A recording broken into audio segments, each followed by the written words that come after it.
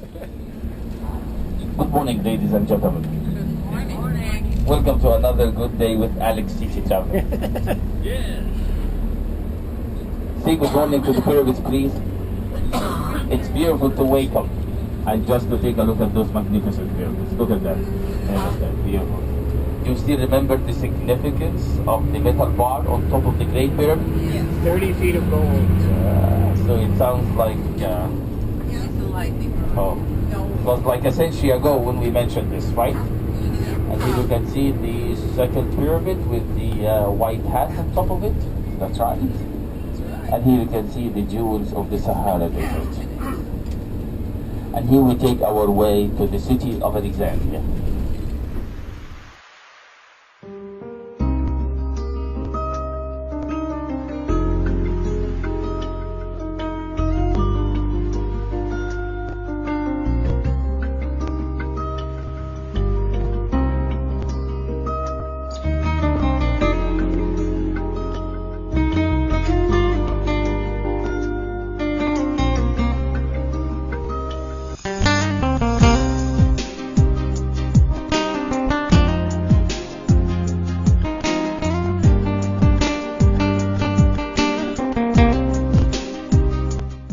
Here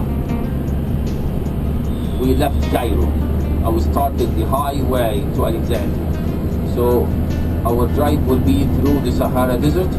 Our drive will be heading to the northwest of Egypt, heading to that beautiful city of Cleopatra and Mark Antony. You will love it.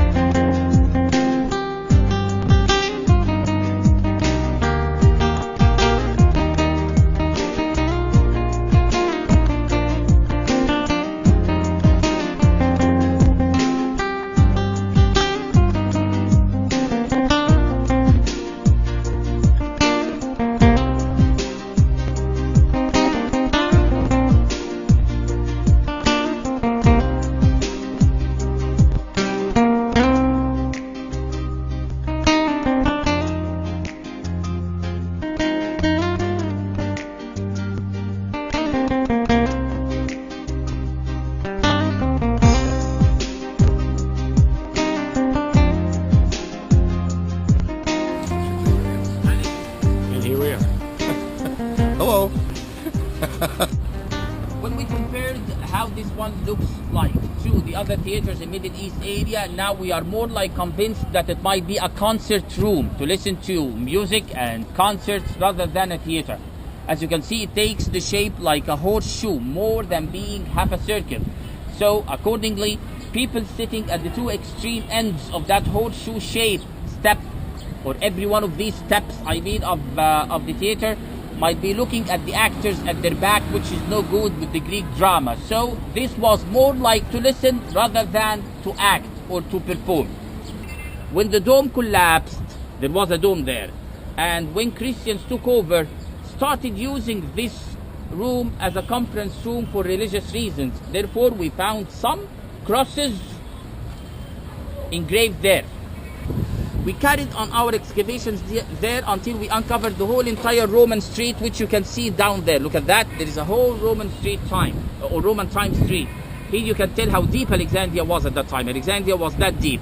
And that managed to lead us to, can you see the limestone buildings there? Mm-hmm. These are lecture rooms of a university. Actually, scholars believe that this was one of the local, like domestic district universities, but personally, you can take it or leave it, I believe that this is a part of the great University of Alexandria. I mean, I can't buy the fact that there was more than one university in such small city at that time.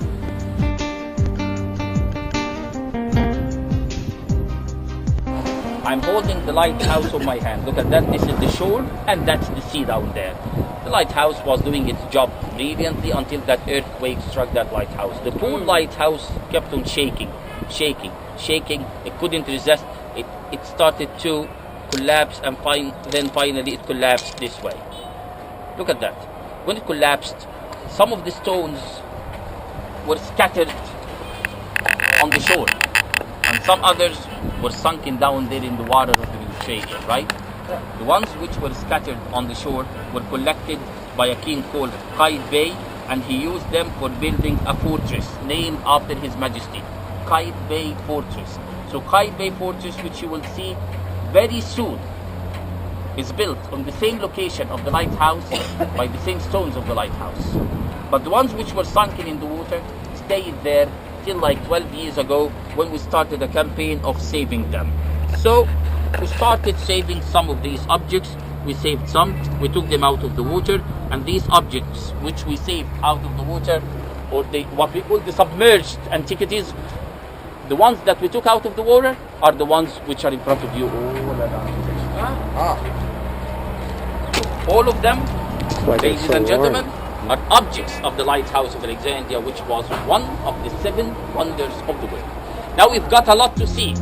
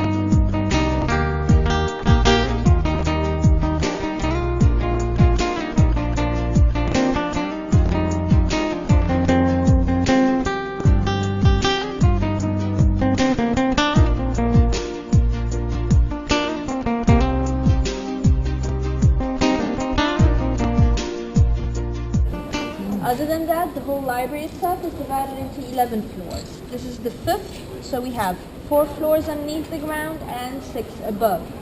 Main reading area consists of 7 floors, starting right at the bottom of the left-hand side, taking the same shape and color.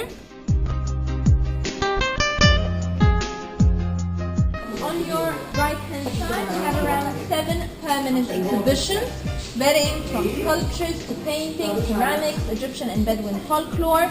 By reaching the end of the side to the left, you'll find our Sadat Museum.